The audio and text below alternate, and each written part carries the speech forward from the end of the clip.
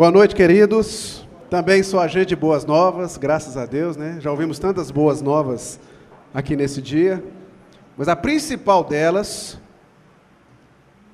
a hora deu coro, eu vou falar, né? É que todo crente ele tem que ser pescador.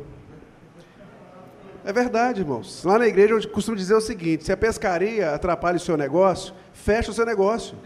Não tem problema. Ele falou que eu podia brincar um pouquinho até o povo chegar, então lá vai. Estava tentando convencer ali um incircunciso a pescar, mas ele não está querendo, não. Mas ele vai chegar lá. Ele é crente. Bom, também gostaria de orar antes de começar. Vamos fechar os olhos. Pai querido, nós agradecemos ao Senhor pelo privilégio que nós temos de podermos servir ao Senhor na nossa geração.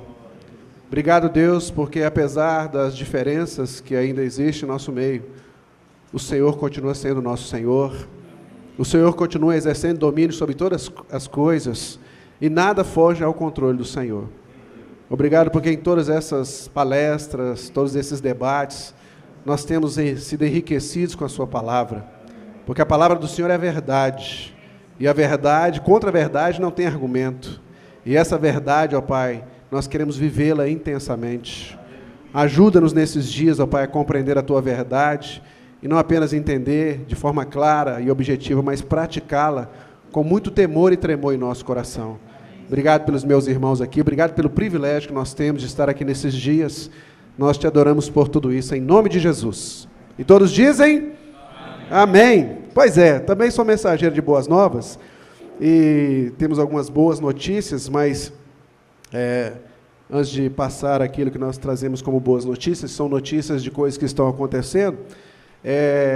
Eu não sei se todo mundo vai conseguir ver os vídeos. Seria importante vocês verem. Se não der para ver, chega a cadeira assim, vem para cá, tem bancos, tem cadeiras aqui. Eu gostaria que todo mundo visse. Mas eu queria me ater num texto da Bíblia, antes de começar, porque tudo começou há alguns anos atrás, quando eu e minha esposa éramos missionários na Albânia e viemos da Albânia para o Brasil, sem que nós quiséssemos. Houve uma perseguição, a gente não sabia, eu saí um dia antes e fomos parar em Goiânia, na cidade de Goiânia. Eu não sou goiano, eu sou mineiro, meu nome é Paulo, eu pastorei uma comunidade ali, batista, juntamente com a minha esposa, com o Paulo e a Marta, que estão aqui comigo, são pastores comigo lá. Temos vários missionários aqui conosco, a Liz e outros mais, que estão aqui com a gente. Fazemos esse trabalho ali com muita alegria e gratidão a Deus por Ele confiar a nós essa obra. Mas quando nós chegamos a Goiânia, em 97, sentimos desafiados a falar do amor de Jesus e começamos aí, como a minha esposa falou ontem, pregar em vários lugares e em prostíbulos. E pregando nos prostíbulos, eu me lembro de duas mulheres, duas moças muito bonitas, que quando nós falamos do amor de Jesus para elas e nos envolvemos com a história delas, elas choraram muito e aceitaram a Cristo como Senhor e Salvador de suas vidas. E havia um anseio na vida delas de continuar servindo a Deus. E só que elas falaram para nós abertamente que elas moravam dentro do prostíbulo. A casa delas era o prostíbulo. Mas elas queriam servir a Jesus. E elas perguntaram para nós o que vocês vão fazer por nós. Naquele dia nós voltamos para casa e não tínhamos uma resposta para elas. Foi muito difícil. E a partir daquele dia tudo começou, porque nós, pela graça de Deus, alugamos um lugar e começamos a trabalhar com mulheres. Começamos a trazer mulheres. E como minha esposa falou, a gente começou a invadir os prostíbulos, falar do amor de Jesus. E aí, há 15 anos atrás, nós começamos a Missão Resgate da Paz. Talvez a Liz vai falar um pouco sobre o assunto de Missão Resgate da Paz, ela é a nossa vice-presidente, mas antes de falar sobre Missão Resgate da Paz, eu queria só ler esse texto, que para mim, a Bíblia é muito complexa e é muito completa, né? Ela é a palavra de Deus e ela é viva, ela é o próprio Filho de Deus, né, falando ao nosso coração, ele é o verbo de Deus. Mas tem alguns textos na Bíblia que eu levo muito em consideração, que para mim é como se fosse um resumo de tudo que Deus quer falar, e João 15 é como se fosse esse resumo para mim, e eu gosto demais, porque Jesus está explicando aos irmãos, né, sobre essa essência de quem nós somos e como tem que funcionar. Ele fala, eu sou a videira, e vocês são os ramos. Meu pai é o agricultor. E ele fala, o ramo que está em mim, o princípio é que ele dê fruto. O natural. Porque se o ramo está em Jesus, é natural que ele dá fruto. Isso é natural, isso é natureza. Né? Você não precisa pegar seu filho pequenininho, chegar para ele todo dia e falar assim, filho, você cresce, ele vai crescer, é natural, ele vai crescer. É a natureza. E o que ele está falando é exatamente isso. O ramo que está ligado a ele, então, eu até acrescento uma terceira pessoa, uma quarta pessoa. Né? Ele falou, eu sou a videira, vocês são os ramos, meu pai é agricultor. Vou acrescentar a quarta pessoa, que é o Espírito de Deus, que ele é a seiva, que faz com que essa videira, que é o próprio Filho de Deus, que tem a vida, que é a vida, e quando somos enxertados nele, o Espírito de Deus passa a fluir através de Jesus até chegar em nós e flui em nós e através de nós. Eu tenho uma ideia muito clara. E ele continua falando, e ele explica essa ideia bem clara. Ele fala, se você não dá fruto, vai ser cortado. Eu não vou entrar nisso aqui, até o Kiko não está aqui, mas eu estou achando... chegou. Eu achei ele muito polido, eu falei, melhorou muito, o que é isso, ué? O Ângelo, cadê o Ângelo? Eu falei, achei que o Ângelo ia chegar com os 2 pés na goela também, todo mundo muito polido, então não vou ser eu que você, né, o homem da discórdia aqui nessa reunião, né? Mas é muito claro o que ele fala, e ele fala que o que não dá fruto vai ser cortado, vai ser jogado fora mesmo, é muito clara a palavra. Mas, vamos lá, já passando lá para o final, ele fala assim, eu já não chamo vocês de servo, porque o servo não sabe o que faz seu senhor. Então, a classificação que Jesus está dando é que nós não fomos mais chamados de servo, porque o servo ele não sabe, então nós já sabemos, pela revelação da palavra. Mas temos chamado de amigos, amigos do Senhor. Essa é a vontade de Deus, que a gente se torne grandes amigos, né? Próximos uns dos outros, próximos dele. E é interessante, irmãos, quando a gente vai para Jesus, a gente estava todo mundo condenado, mas quando a gente vai para Jesus, vai buscar santidade. Isso é natural, para ser santificado. E é interessante, você chega em Jesus, ele te devolve, e ele te manda com uma missão. Isso é a natureza dele, né? Ele te devolve já com uma missão. Não é uma coisa tão fácil e gratuita. Aí ele continua. Não fosse vós que me escolhesse, eu escolhi a vós hoje. Então o princípio da escolha partiu dele, não partiu de nós. Então nós não temos escolha. A escolha já partiu. Isso já está resolvido em Deus, no céu, né? Em Deus já está resolvido. Não foram vocês que me escolheram. Mas, pelo contrário, eu vos escolhi a vós outros e vos designei. Então, eu escolhi e já enviei. E já ordenei, para que vades e deis fruto. Então, na ideia esse resumo do Evangelho, nós ligados no Senhor, através da misericórdia do Pai, para que o fluir do Espírito Santo, através de Jesus em nós, gere fruto. E ele fala de que tipo de fruto? Fruto permanente. Eu só conheço um fruto permanente que eu conheço na Bíblia. Eu acho que vamos no céu, ou quando estivermos morando com Jesus, não vamos chamar de céu, quando estivermos morando com Jesus, nós vamos poder compartilhar com Ele da palavra. Vamos ou não vamos, gente? Vamos ser ministrados por Ele lá no céu, onde estivermos com Ele.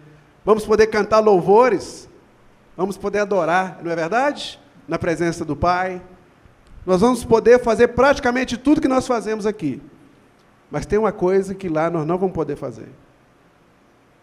Tem uma coisa que quando o Senhor voltar e nós estivermos com Ele, nós não vamos poder fazer mais. E sabe qual é? Evangelizar, pregar o Evangelho, levar as boas novas, que não vai precisar mais. Lá não vai ter lugar para isso, né? Lá não vamos precisar mais de fazer essas coisas. Então, que é isso? Eu tenho certeza. Senão não é o céu, aí. Mas a única coisa que nós não vamos poder fazer lá é isso. Então, por que a gente insiste em não fazer aquilo que não vamos poder fazer lá? Que é levar as boas novas, né? E eu só sei de um fruto permanente, pelo menos é um fruto que permanece para a eternidade. São almas, são vidas, é salvação. Esse é o único fruto que é permanente. Os outros todos vão perecer. E ele termina, né? Não foram vocês que escolher, eu escolhi vocês para que vocês vão e deem fruto, e o vosso fruto permaneça. E ele continua falando, nisso eu mando que vocês amem uns aos outros, porque o mandamento é esse, né? Não tem jeito. Quando você vai para Cristo, você vai com o objetivo de alcançar santificação, purificação, restauração, e de lá ele te dá, você tem que dar fruto. Você tem que produzir, você tem que ser produtivo no reino de Deus. E nós vamos falar um pouco sobre essa produção, sobre o que é produzir no reino de Deus. Eu vou chamar a Liz Marília. Tem como acender a luz? Boa tarde a todos, meu nome é Liz Marília, eu sou vice-presidente da Missão Resgate da Paz, faço parte do Conselho Missionário da Igreja Batista da Paz de Goiânia. É realmente difícil ficar voltando, o senhor está certo, Roberto, não é fácil não. E sou advogada, tributarista, tenho 2 filhas pequenas e um marido grande, de 1,90 m. Lindo. Evangelista também, João 15, na Bíblia dele, está marrom. De tanto ele passar e pregar. É João 15 e Romanos 10, 9. Bom, o que nós trabalhamos lá na Missão Resgate da Paz? O vídeo conta, o pastor Juliano foi recuperado lá, né? Por isso que ele apareceu.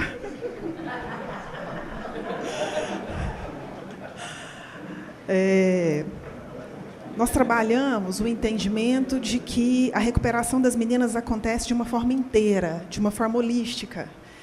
Então, nós acreditamos na palavra de Romanos 12, 2, que fala da transformação da mente, do metamorfos da mente, da mudança de mente. Então, durante todo o período que elas estão lá, nós trabalhamos com mudança de mente. Recebemos as meninas, elas se inscrevem e nós fazemos uma triagem, vocês viram aí. Nessa triagem, elas são entrevistadas e nós somos obrigados, porque nós somos uma casa que recebe sem cobrar, então, nós somos obrigados a recebê-las com um encaminhamento do CAPS Casa, que é a rede do setor público que cuida da dependência química. E os psiquiatras do CAPS Casa são contra, por causa da diretriz nacional em relação à questão de saúde, eles são contrários ao abrigamento, ao internamento do dependente químico em casas, comunidades terapêuticas. Então, elas já começam a ser desestimuladas para o abrigamento lá no CAPS Casa, quando elas precisam trazer para nós esse encaminhamento. Por causa dessa diretriz nacional, os psiquiatras do CAPS Casa já começam nesse desestímulo, dizendo que nós vamos fazer uma lavagem cerebral nelas. Então, elas chegam com os exames obrigatórios, que elas fazem na rede pública, e nós a recebemos com esse banquete da paternidade. Nós entendemos no Senhor que nós precisávamos mostrar para ela que ali era a casa do Pai. E o banquete da paternidade é muito emocionante, que é esse que o pastor Juliano tem participado conosco. Então, nós montamos uma mesa digna de festa, vocês viram, nós vamos até as casas de festa e apresentamos o projeto para eles, e fazemos parcerias com eles, pedimos para eles se envolverem, então eles nos fornecem, às vezes nós locamos, toda aquela prataria de casa, montamos uma mesa e envolvemos a igreja local em Goiânia. Chamamos outras igrejas para participarem conosco, buscamos do coração do Pai uma palavra para o banquete da paternidade. E aí, geralmente, uma pessoa traz essa palavra, né, que é uma palavra que vai falar do coração paterno de Deus para elas, e nós trazemos também uma dinâmica, ou aquele casal de amigos nossos que apresentou como palhaço, eles já têm ido a vários banquetes, né, para participar desse momento, e quando elas se sentam à mesa, elas ficam estarrecidas. Nós trabalhamos com mulheres de baixíssima renda, nós trabalhamos com mulheres que estavam na rua. Tem uma que faz parte agora da nossa comunidade que veio, ela estava há quase 40 anos na rua, ela nunca tinha usado sapato. Então, quando elas se sentam à mesa do Pai e são servidas por nós, e nós dizemos, você está voltando para casa. Aqui é a casa do Pai. Aqui você vai ser bem cuidada, aqui você vai ser amada, aqui você vai ter uma segunda oportunidade. Porque a glória da segunda casa é maior do que a primeira. Então, o banquete da paternidade é um momento muito especial para as meninas, porque é a chegada e a primeira experiência que elas têm com o amor. Nós servindo, nós amando, né, nos debruçando sobre elas. E aí nós começamos a trabalhar com as famílias, uma vez por semana, para que nós possamos viabilizar a reinserção a partir do momento que elas saírem. Então, as famílias são chamadas para participar desse processo de recuperação. Estamos intimamente ligados com a comunidade local. Existe um grande estudioso de dependência química, um psiquiatra que chama Ronaldo Laranjeiras. Laranjeiras fala que, após o período de desintoxicação, o dependente químico ele fica em torno de 6 anos após vulnerável a cair de novo. É um período muito longo. Só que ele diz que esse período pode ser reduzido através dessa rede de segurança, dessa comunidade saudável, formada em torno do dependente químico. Então, nós estimulamos a igreja local a adotar as meninas, a se envolver com a história delas, a levar para suas casas. Então, geralmente, casais da nossa igreja adotam as meninas de forma que elas tenham uma referência de família saudável, mesmo após o desligamento da casa, mesmo após a formatura. Nós atuamos também em fóruns governamentais sobre drogas em Goiás. Nós somos hoje casa referência no município de Goiânia, estamos fazendo 15 anos, e por sermos casa referência, nós somos chamados, então participamos de vários fóruns, levando a nossa experiência, a nossa diretora executiva que vocês conhecem, a Shérida, ela está se formando nesse semestre, e tem sido capacitada por Deus em dependência química, e isso é importante. Nós precisamos dessa diplomação dela para que isso possa tornar a nossa voz mais retumbante em relação a essas exigências que são feitas, por exemplo, o dependente de crack não deve ser abrigado, que é a orientação dada pela Agência Nacional de Saúde. E nós precisamos de pessoas estudiosas que possam colocar os equívocos da forma como está estruturado o programa antidrogas, né? Porque isso nos limita, as exigências que eles vão nos colocando, elas começam a nos limitar a nossa possibilidade de trabalhar com elas, nós somos exigidos ter trabalhos técnicos cada vez mais elaborados, e aí nós precisamos começar a remunerar esses técnicos, porque já se trata agora de um psiquiatra, e o psiquiatra não vem voluntariamente. E aí é necessário agora que você tenha o psiquiatra pelo menos 2 vezes por semana, então cada vez as exigências vão ficando mais difíceis. E nós também atuamos com as comunidades de Goiânia, nós somos referência nas comunidades de Goiânia. Como nós recebemos muitas doações, e nós aprendemos que de graça recebemos e de graça nós damos, então nós triamos essas doações, aquilo que nós não precisamos, nós repassamos para outras comunidades. E treinamos igrejas que querem começar esse trabalho. Isso é algo que Deus nos deu já há mais ou menos uns 2 anos, por aí, tem mais, né?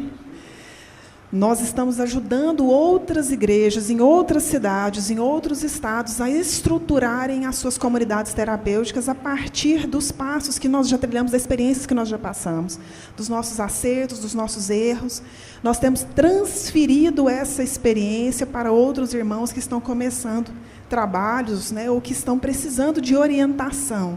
Porque a comunidade terapêutica feminina hoje, ela não é comum como a comunidade terapêutica masculina. E os estudos têm demonstrado que a mulher ela vicia mais rápido, por causa da estrutura biológica dela, e ela é mais difícil de abandonar do que o homem. É mais difícil para a mulher deixar a droga, também por causa da questão hormonal dela. Então, com isso, o trabalho das comunidades terapêuticas femininas se torna ainda mais emergente, mais necessário. Mas são poucas ainda. Então, nós temos feito também essa ajuda. Nós somos pequenos e nós temos pouca força, mas nós cremos que Deus colocou uma porta. E nós temos sido desafiados a atravessar isso. Hoje, nós temos 2 grandes desafios em relação à nossa casa de recuperação. Nós, no ano de 2012, pisamos a nossa sede oficial. Depois de 14 anos, nós sempre pagamos aluguel, estruturas pequenas. E agora, em 2013, o Senhor nos abençoou com a nossa sede. Então, nós tivemos que fazer uma série de modificações para entrar, apesar de ser um local lindo, preparado por Deus, que a pessoa que nos deu pagou um preço que só Deus permitiu que ela pagasse, porque é num local extremamente bom de Goiânia, na entrada de Goiânia, vindo de Anápolis. Então, mas nós precisamos adaptar por causa das exigências da organização, da Agência Nacional de Saúde. Então, uma série de modificações precisaram ser feitas para que a gente pudesse manter a documentação. Senão, nós ficaríamos sem documentação, mas nós somos vitrine em Goiânia. Nós não podemos ficar sem documentação, estão todos olhando para nós. Então, com isso, nós estamos fazendo esses ajustes, e agora nós recebemos um e-mail, posso falar? Que o dinheiro acabou. Acabou. Mas nós vemos o milagre todos os meses, todos os meses. Nós apenas pedimos que vocês orem conosco, porque nós cremos que, como o pastor Paulo falou, o dinheiro já está separado para nós. Nós não temos dúvida disso. Né? Deus, em todos esses anos, tem sido absolutamente fiel em tudo. Nós nunca devemos, nunca parcelamos. Deus tem provido em tudo. Então, nós cremos que esse e-mail é apenas para que a gente fale, Senhor, nós estamos agora todos reunidos aqui. O Senhor vai ouvir um só clamor a respeito desse assunto. E precisamos começar um projeto de reinserção econômica em relação às meninas. Como esse trabalho está no nosso DNA, é algo forte demais para nós, onde nós vamos, todos nós que estamos envolvidos com a missão, nós falamos da missão, nós levamos a missão, levamos essa esperança em relação à recuperação. Então, a minha professora de ginástica ouviu da missão e resolveu ser voluntária, a nutricionista que me atende ouviu da missão e resolveu ser voluntária, e assim todos nós, da comunidade Batista da Paz, saímos, falamos da missão e as pessoas inclinam o coração. Eu trabalho com direito tributário, os meus clientes chegam e falam que eu não aguento mais ser autuado, fisco grande, difícil mais trabalhar. Eu falei, mas você tem que conhecer o que é recuperação de mulher. Você tem que ver onde há esperança. Não tem um que não sai com um folder da missão na mão. Então, nós fazemos isso. E agora, semana passada, eu ouvi uma palestra da dona da Dudalina, aquela camisaria. As mulheres conhecem mais, né? E ela é uma camisaria já agora está extremamente grande no Brasil e começou em Santa Catarina. E no final da palestra ela falou que trabalha com ONGs, fornecendo os retalhos das camisas para que as organizações possam fazer aquelas bolsas que a gente leva para o supermercado para não levar saquinho plástico. Terminou a palestra, eu estava lá embaixo, assim, eu preciso falar com a senhora. E aí eu contei para ela da missão, ela achou o trabalho lindo, já entramos em contato, recebemos outro e-mail agora, falando que já fizemos o convênio com a Dudalina. Eles vão nos mandar os retalhos e nós vamos trabalhar para conseguir as máquinas agora, para fazer as bolsas. Ontem era só uma ideia, e agora a coisa já aconteceu. Então, nós precisamos desse desafio. Por quê? Porque as meninas saem, e nós temos convênios com grandes salões em Goiânia, e elas são reinseridas. Mas há uma questão aí. O dependente químico, a dependência química hoje, ela é considerada uma doença. Então, tecnicamente, a Sherida fica nos corrigindo, porque a gente fala, fulano é ex-dependente, ela fala, não existe ex-dependente. Mas, para nós, né? E, então, a dependência química, ela é uma doença. E a forma, a estrutura emocional do dependente, ela foi afetada pela utilização da droga. Então, quando elas saem, são inseridas no mercado de trabalho, outras questões surgem. Uma das moças que apareceu aí, ela saiu, formou, a formatura dela foi linda, que é o momento que nós entregamos ela para a sociedade apta para o convívio social. E ela começou a trabalhar no salão parceiro e começou a ganhar dinheiro, mas ela não sabia administrar o dinheiro. Dinheiro para ela era moeda de troca para droga. Então, assim que ela começou a ganhar muito dinheiro, ela caiu. Aí os vizinhos nos chamaram, nós chegamos lá, e ela tinha saído para consumir droga e deixado a filha de 1 ano na casa dela, a nenenzinha que apareceu aí. E foi aquela confusão. O Conselho Tutelar nos deu a guarda da menina por 2 dias para que a gente pudesse encontrar a mãe. Encontramos e pusemos a comunidade para orar, e ficamos de joelho, crendo que Deus iria trazê-la de volta para nós, e ela está conosco de novo, mas isso nos acendeu uma luz que a gente já tem percebido. Como nós vamos reinserir essas meninas no mercado de trabalho de uma forma saudável, de forma que elas consigam permanecer, porque ela quer se manter limpa. Nós não temos dúvida de que a Elba quer se manter limpa. E aí nós vimos esse desafio como um momento que nós temos que definir qual o próximo passo em relação ao momento em que elas saem da casa. Então, eu vejo essa questão do projeto, da Dudalina, essa possibilidade de nós montarmos uma facção e termos um grupo de irmãos que possa acompanhar essa reinserção no mercado de trabalho, inicialmente com algo artesanal, com algo feito ali conosco, que elas já consigam, e nós inserirmos e misturarmos os dons do corpo de Cristo, o CRAU, os cursos para a família que elas já fazem no decorrer, para que elas possam se preparar. Agora, não mais em relação à dependência química ou o conhecimento de Cristo, que elas têm essa experiência nos 7 meses, mas em relação à vida econômica fora da casa. Então, esse é o segundo desafio, né, que nós estamos precisando de uma direção do Espírito Santo. Como trabalhar essa reinserção econômica das meninas? Nós contamos com a oração de vocês. Amém? O segundo projeto é a Semente da Paz, que é um trabalho que nós fazemos com crianças e adolescentes, lá na cidade chamada de Igaraçu, perto de Recife, numa comunidade chamada Escorregou Tá Dentro. Irmãos, é uma coisa interessante, né? A gente não sabe o que Deus tem para nossas vidas, no sentido de como a gente pode servi-lo melhor. Mas uma coisa eu sei, Deus está à procura das pessoas. Esse caso lá, em questão, tem um irmão suíço. Ele comprou uma chácara lá nesse lugar, e com esse objetivo de começar um trabalho com criança e adolescente, porque ela é uma rota de praia, então é rota de droga e de prostituição infantil. Então ele comprou essa chácara, veio para o Brasil com recursos, juntou pessoas para montar esse trabalho. Durante 10 anos, ele não conseguiu começar esse trabalho. Voltou para a Suíça, pôs a chácara à venda. Ele já tinha desistido. E essa notícia chega lá em Goiânia. Por que em Goiânia? Eu fiquei pensando, meu Deus, o que temos nós com isso? Lá no Recife, tem tanta igreja em Recife, na região do Nordeste, tanta gente mais próxima lá, né? Mas caiu no nosso colo, e nós pegamos e estamos fazendo esse projeto, que o Eliasar vai mostrar para nós aí o vídeo. Eu queria que vocês apagassem a luz de novo, para a gente poder assistir melhor.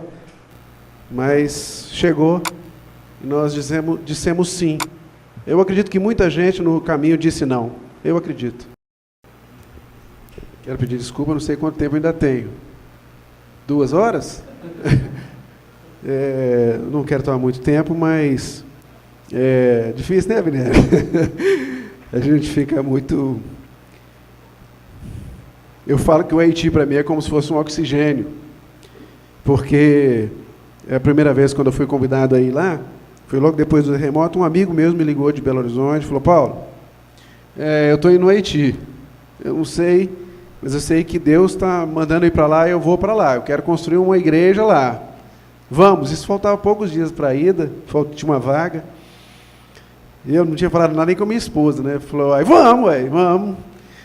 Aí ele ligou o coração, falou, então já vou mandar tirar sua passagem.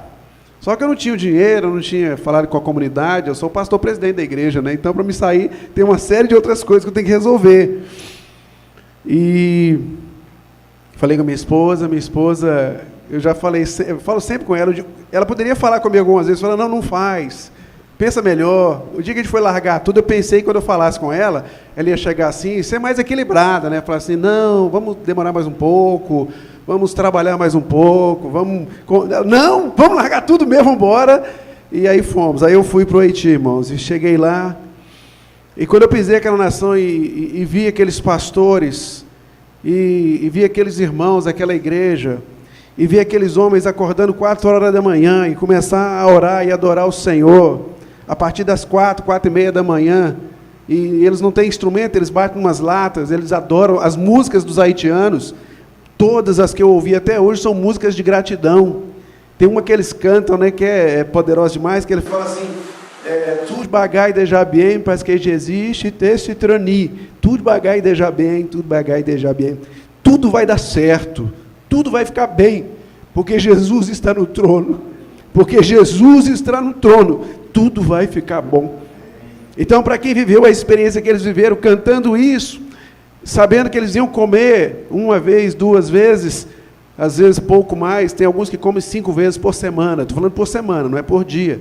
Alguns comem 5, eles fazem aqueles biscoitos de argila, eu até trouxe, dei para os irmãos da igreja lá comer, para eles verem o que é isso, o que é você comer a argila com sal e farinha de trigo para matar a fome das crianças.